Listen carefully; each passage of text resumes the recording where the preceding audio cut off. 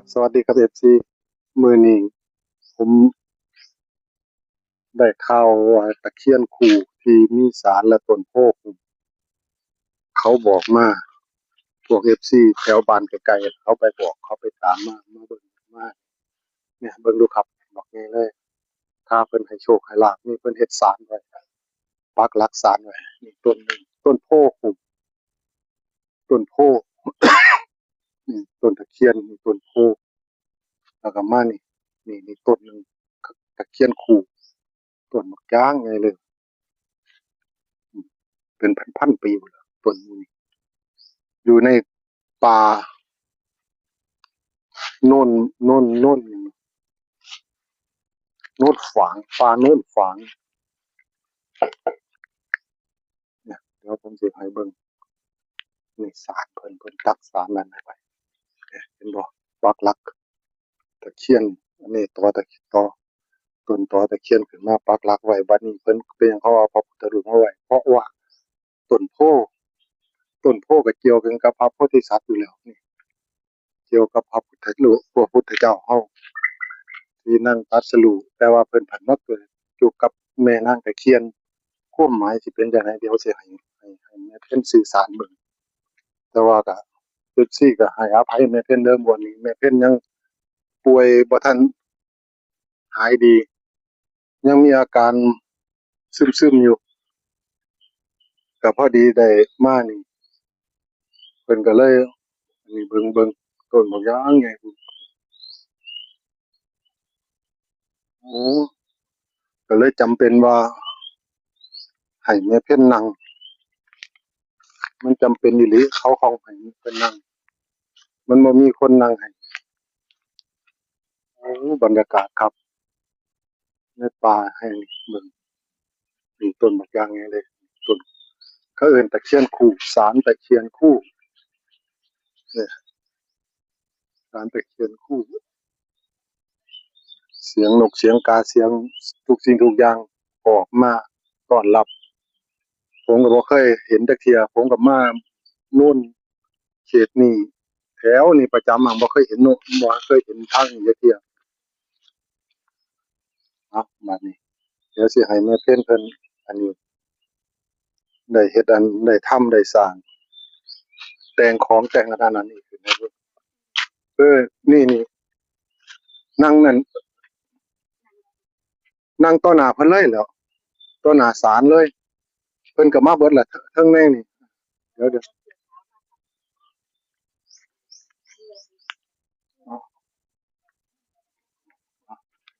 แต่งขึ้น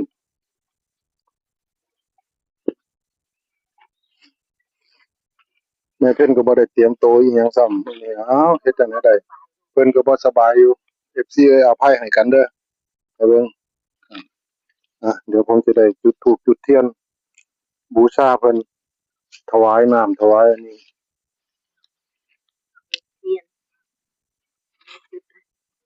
จุดได้บ่ล่ะลมบัดนี้จุดแต่ธูป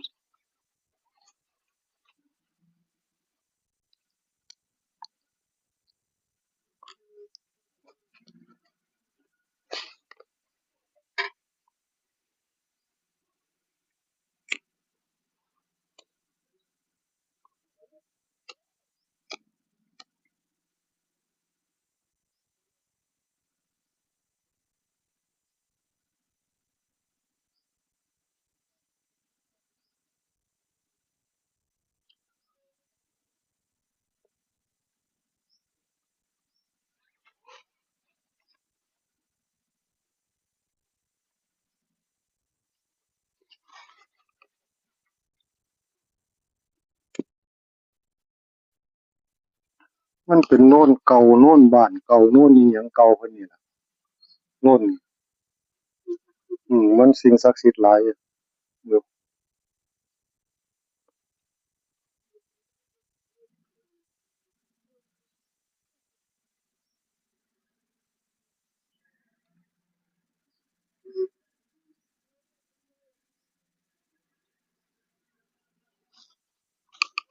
โอ้เสียงรถหยังเนาะบัดนี้เนาะ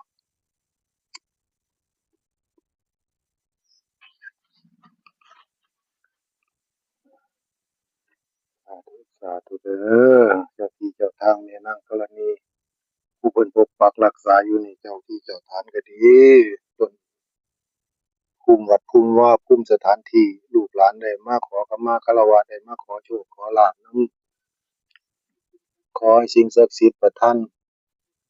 โชคประทานอันนี้ให้ลูกให้หลานผู้เพิ่นมีหูแก้วตาทิพย์อันนี้ลูกหลานได้นำน้ำดื่มมาให้ได้ถวายเครื่องสักการะบูชาสาธุสาธุสาธุทำพิธีให้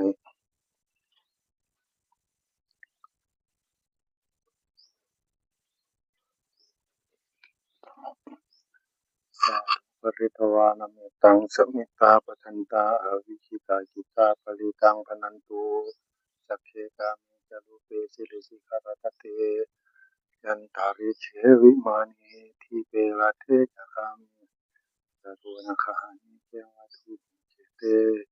โอมาจยันตุเทวชราธนาวิสมิยาคาคัมพันพนาคา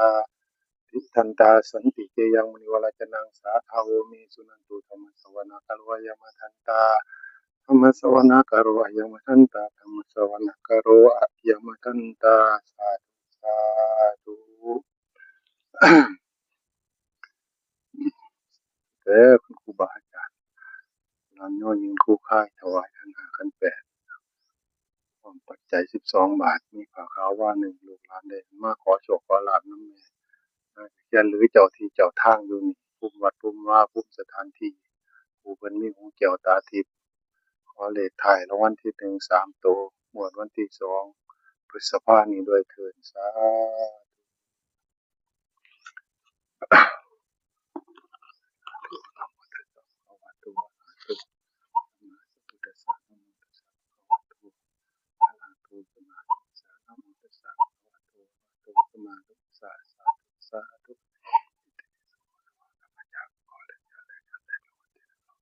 ราจะคงถวายโมทวานาจาริภะคะวะข้าพเจ้าขอได้เจริญในพระวันที่จาริภะคะวะข้าพเจ้าได้เจริญในพระวันที่เราจะคงถวายโมทวานาจาริ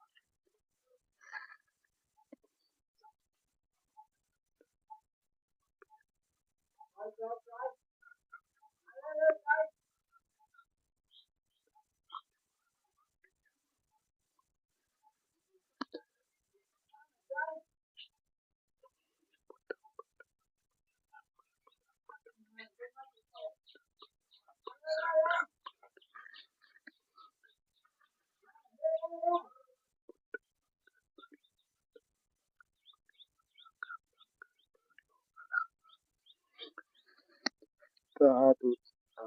ธุเด้อเหมือนทางผู้เป็นผู้ประสาที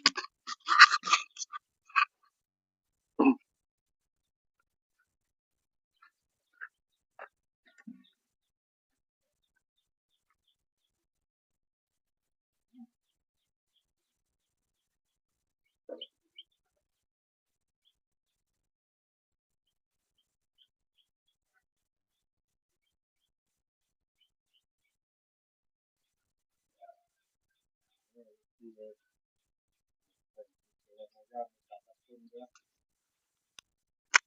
มันมีเป็นงอกับบ่สบายน้ำจิตยังบ่ทันนิ่งเลยอาจจะใช้เวลานี้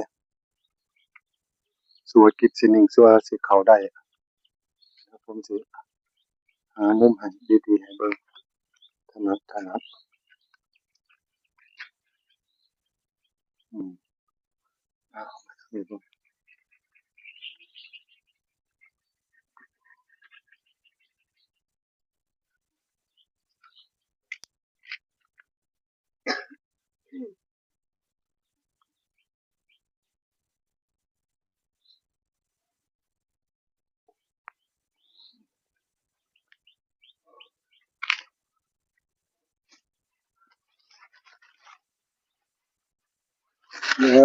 แม่นางตะเคียนอยู่นี่ก็ดีเจ้าภูมิอยู่นี่ก็ดี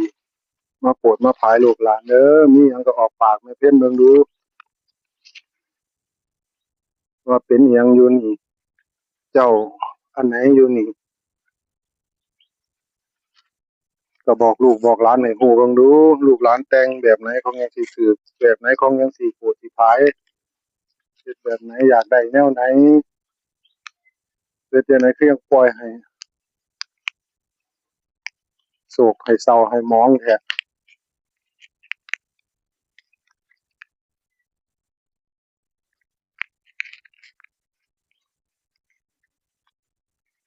โอ้สงัดเลยว่ะ FC เอ้ย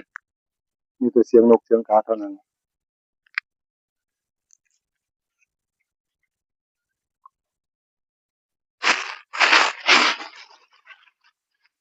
นิมนต์มาประทับร่างของแม่เพิ่นเด้อ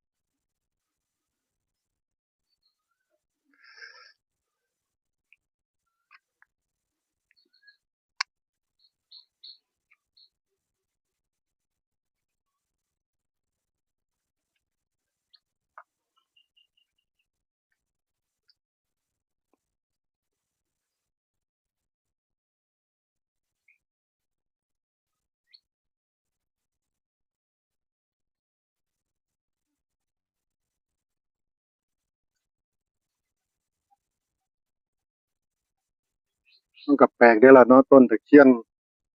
ต้นโพมาหุ้มไว้ว่านี่แหมต้นโพเกิดหุ้มต้นตะเคียนก็บ่เคยเห็นจักเที่ยนี่ล่ะครั้งแรกที่มาเคยเห็นแบบนี้หรือว่าผมบ่อนต่อโลกเลยบ่พ้อโอ้ต้นบักอย่างใหญ่เดะ FC กอด5คน6คนนี่หุ้มบ่นี่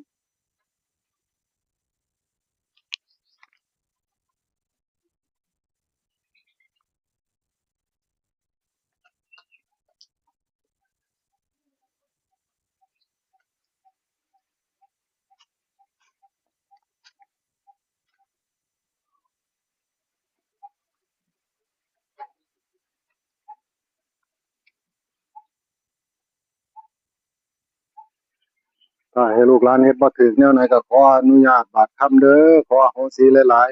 ๆลูกหลานก็ได้ผ่านสัญจรมาพ้อได้จากคำแนะนำของชาวบ้านคงจังได้ขึ้นมาพ้อ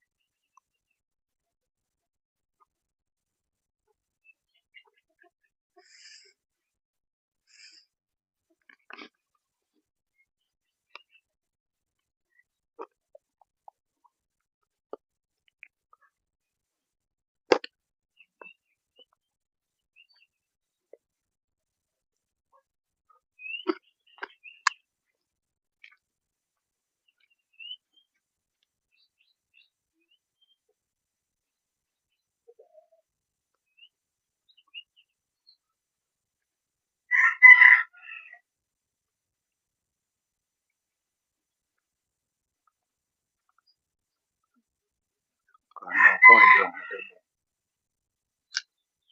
นี่ครับผมเพิ่นเอามานี่อันนี้ต่อตะเคียนต่อหลักเก่าเป็นต่อตะเคียนอันนี้เป็นแท่นหินศิลา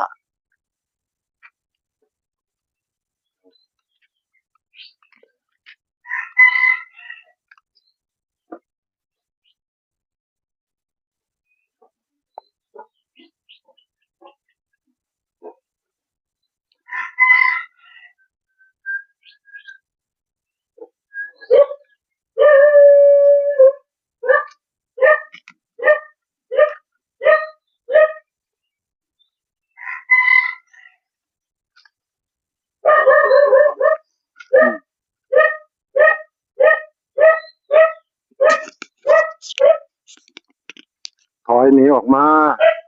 อย่าให้มันเอา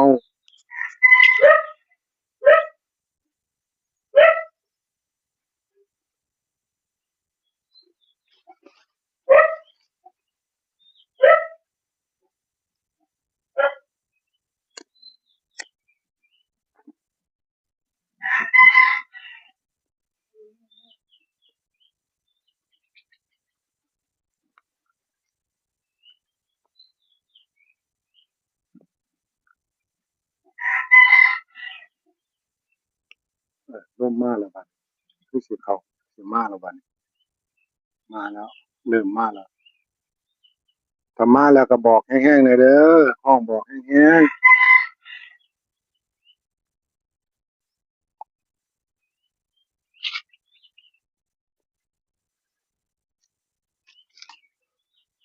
หลานอยากรู้อยากเห็น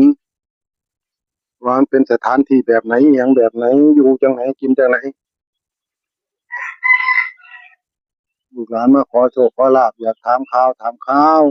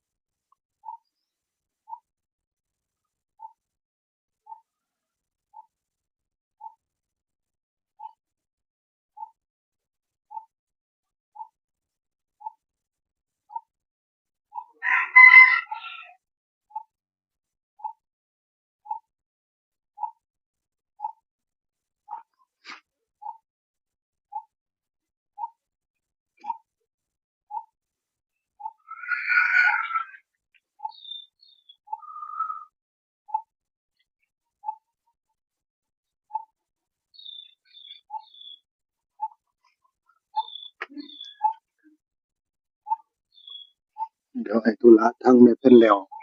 เดี๋ยวสิพาซองเบิ่งนำองค์พระที่เพิ่นมาไว้กับอิหยังเอามาไว้มีหลายอย่างหลายแนวเป็นของเก่าก็มีเพิ่นเฮ็ดศาล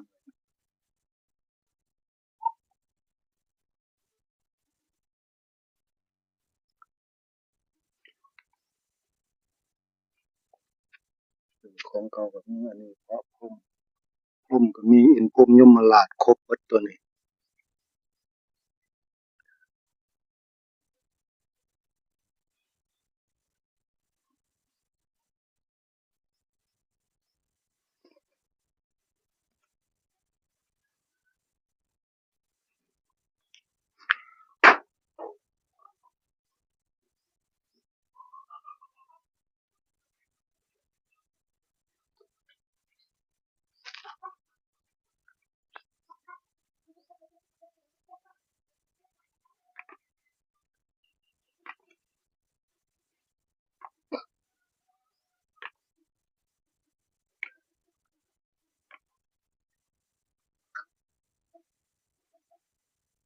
มาก็บอกลูกหลานเด้อโอ้ลมเห็นวีเลย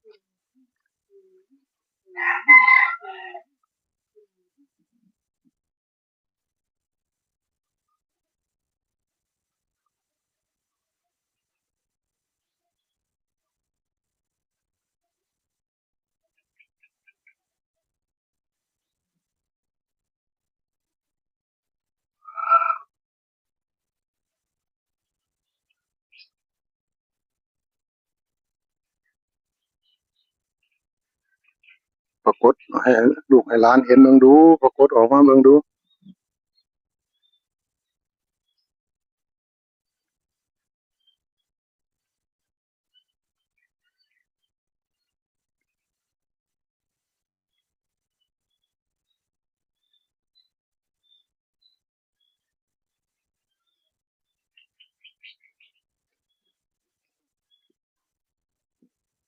783 783เขียนไว้2ตัวเด้บ่มีโอ้ใน783ปูอยู่นี่บ่เฮ้อปูเป็นปูคือเป็นหยา เทพ เป็นเทพโอ้องค์เทพอยู่นี่ เทพเทวา เทพเทวาอืมองค์เทพเทวาเพิ่นอยู่นี่โอ้สิงสถิตอยู่ในนี่ล่ะติอยู่หลายบ่โอ้อยู่หลายอยู่เป็นมันเป็นจังไดแหน่คือยังปล่อยให้บ้านเศร้าหมองคักแน่แท้คือบ่โปรดบ่ปรายลูกแหน่ตั้งแต่กี้แต่ก่อนมาน่ะเป็นจังไดคือยังปล่อยให้โศกให้เศร้าแท้สถานที่บ่มีใครมาปรุงมาแต่งให้เลยนี่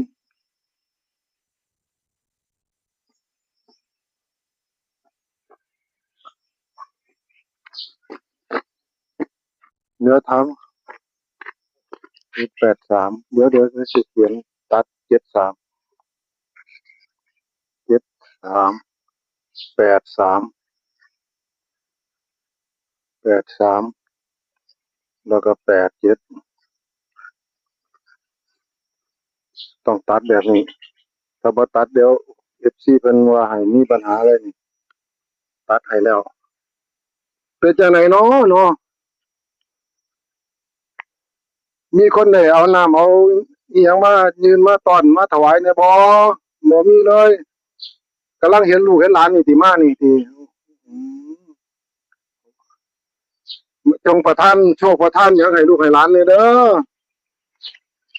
แม่นแท้ตัวนี้3ตัวนี่มาแท้เนาะถ้ามันมาอีหลีลูกหลานก็สิมาสร้างน้ำทำบุญให้มาอันนี้ให้เด้อมาถวายของอยู่ของกินมาถวายนั่นอันนี้ให้ขอให้มาตรงๆเอาบัดนี้ขอล้างให้แม่เพ็ญเนี่ยอย่าง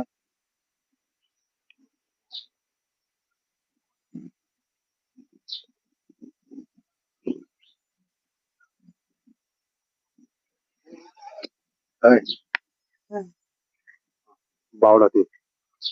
เพิ่นเป็นจังไดเห็นจังไดเป็นรูปเป็นร่าง เป็นเทพ เป็นองค์เทพอยู่นี่เลยติเอ้า อืม ไสเพิ่นอยู่ไสอยู่ต้นโพเลยอยู่บริเวณนี้แม่นเบิดแม่นบ่ แม่น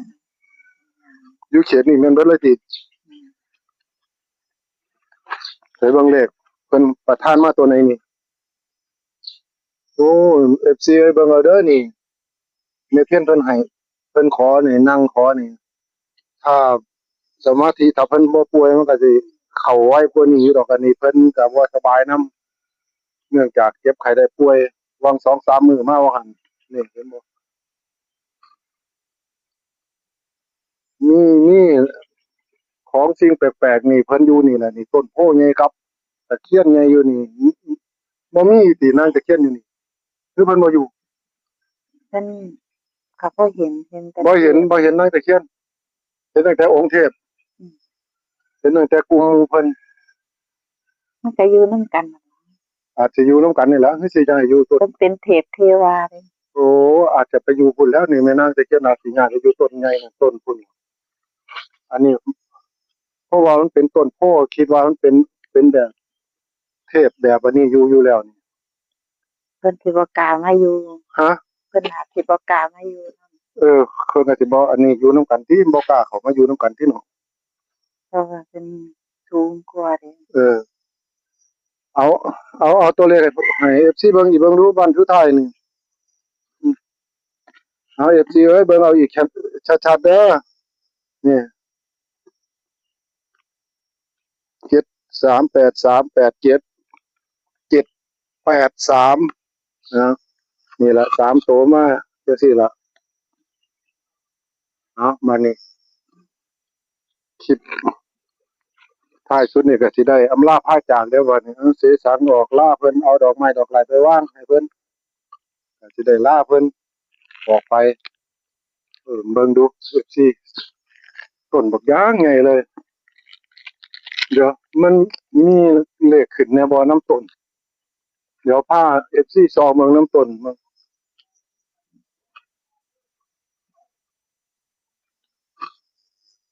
มีเลขหยังขึ้นแน่บ่หากต้นโพนี่แน่บ่ FC เห็นแน่บ่เห็นเลขหยังแน่บ่เห็นอีหยังแน่บ่ FC ถ้าผู้ใดเห็นอีหยังนี่ก็บอกแหน่เด้อนี่ผมสิซูมเข้ามาใกล้ๆซูมให้เบิ่ง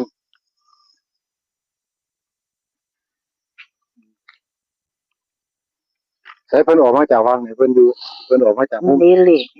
เลขหยังใส่เลขอีหยังออกมาจากอีหยัง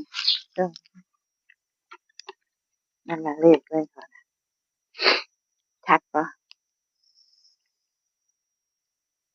นี่น่ะในตอนนี่น่ะ อืม ในตอคืออีหยังนี่ ในพระ พระที่แท่นพระตัวนั้นน่ะ อืม โอ้แท่นพระพุทธรูปโอ้ เลข ใส่เลขตัวนั้น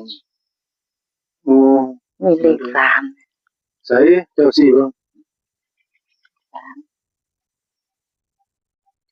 แม่นบ่ชัดบ่คือเลข5เลข3แม่นบ่เจ้าว่าชัดบ่ เลขหยังบ่ฮู้เลยเบิ่งบ่ออกเบิ่งบ่อันแล้วเฮาเบิ่งบ่เป็นโอ้ในแท่นทาน FC เอ้ยเบิ่งเอาเด้อนี่เลขหยังนี่นี่คู่หนึงนี่เลข8อือ นี่เลข8 83ชัด นี่เลข8ก็ว่าเลข8กับเลข3ชัด เห็น8กับ3ชัดเลยนี่ เลขตัวหนึงเป็นตัวบังเลย เพิ่นสิบังอิหยังไว้ เพิ่นบังหยัง บ่บังดอกนะคือใน ขอให้มันแจ่มเด้อปู่ เอาให้แก้มเด้อเอาให้แตกเด้อหมวดนี่อยู่ในตัวนี้ก็มีเห็นอยู่ในแท่นใน ปู่แหวนต้นมันปู่แหวน โอ้เอาองค์พญานาคของไว้นำนี่อยู่นำฉากต้นโพมันเป็นต้นโพกับต้นตะเคียนใหญ่คุมกันไว้เลยฮะมื้อนี้ก็ลูกหลานก็สิได้อำลาพาจากเด้อบัดนี้ FC เอ้ยสุขุทุกคนขอให้มีโชคมีหมานท้ายสุดนี้ก็จะลืมกดไลค์กดแชร์เป็นกำลังใจให้แม่เพ็ญหรือว่าให้ทางช่องของเฮาสิได้หาแนวทางมาฝากครับก็ขอให้อยู่ดีมีแรงความเจ็บใจได้ความไข้ใจมีขอให้มีโชคมีหมานนำกันสุขุสุขคนสวัสดีครับ